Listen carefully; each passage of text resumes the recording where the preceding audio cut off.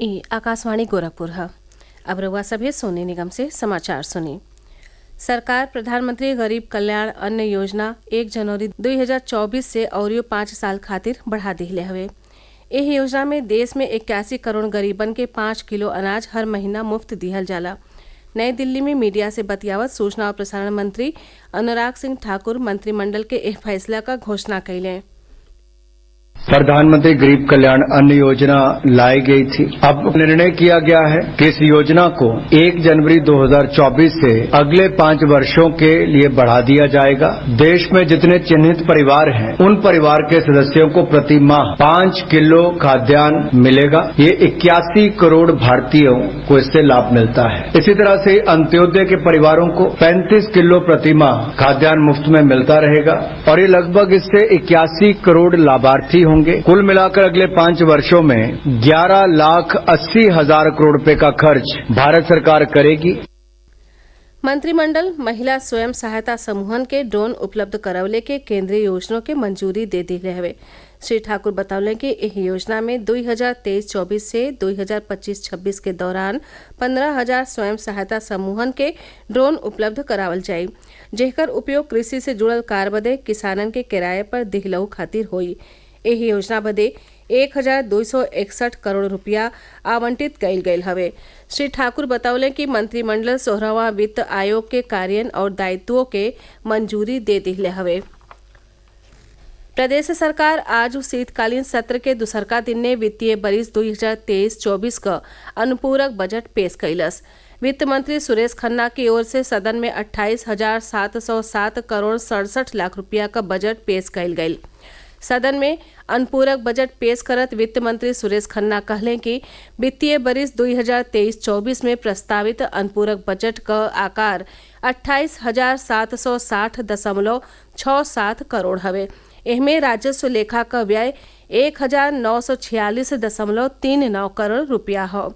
प्रस्तावित अनुपूरक बजट में नया मांग के तहत कुल 7,421.21 करोड़ रुपया का प्रस्ताव सम्मिलित हवे। चालू योजनन में एकरे खातिर 21,339.46 करोड़ रुपया का प्रस्ताव हो। वहीं विधान परिषद में उप मुख्यमंत्री केशव प्रसाद मौर्य अनुपूरक बजट के सदन के पटल पर रखले। बजट पर बिहने चर्चा कैल जाई। मुख्यमंत्री योगी आदित्यनाथ आज कहले कि उनकर सरकार बिना कौनो भेदभाव के समाज के हर वर्ग के स्वास्थ्य सुविधा का पूरा ख्याल रख रहल हवे और स्वास्थ्य के क्षेत्र में लगातार काम हो रहल हवे। आज विधानसभा में विपक्ष की ओर से डेंगू से हो रहल मौतीन पर बहस के दौरान मुख्यमंत्री योगी आदित्यनाथ कहले कि सरकार का प्राथमिकता हर समस्या का समाधान कइल हवे। वहाँ के कहनी कि प्रदेश में 10 करोड़ लोगिन के आयुष्मान भारत और मुख्यमंत्री जन आरोग्य योजना में सालाना 5 लाख रुपया का स्वास्थ्य बीमा कवरो सरकार दे रहल हवे। विपक्षी सदस्य सरकार से डेंगू से मारल गए लोगिन के परिजनन के 10 लाख रुपया का मुआवजा दिहले आ डेंगू पीड़ितन के इलाज का खर्चा उठौले का मांग कइले रहले। यूपी विधानसभा का अनुपूरक बजट पेश कैले से पहले काले भइल कैबिनेट बैठकी में 25 गो प्रस्तावन पर मोहर लगल हवे। मुख्यमंत्री योगी आदित्यनाथ की अध्यक्षता में कैबिनेट बैठकी में आयुर्वेदिक और यूनानी सेवा नियमावली 2023 पर मोहर लाग गयल हो। यानी अब गणित से इंटर करे वाले अभ्यर्थियन बदे आयुर्वेद यूनानी में डिग्री और नौकरी पवले का रास्ता साफ हो गयल हो। एकरे सतही और प्रस्तावन पर कैबिनेट आपन मोहर लगवले हवे।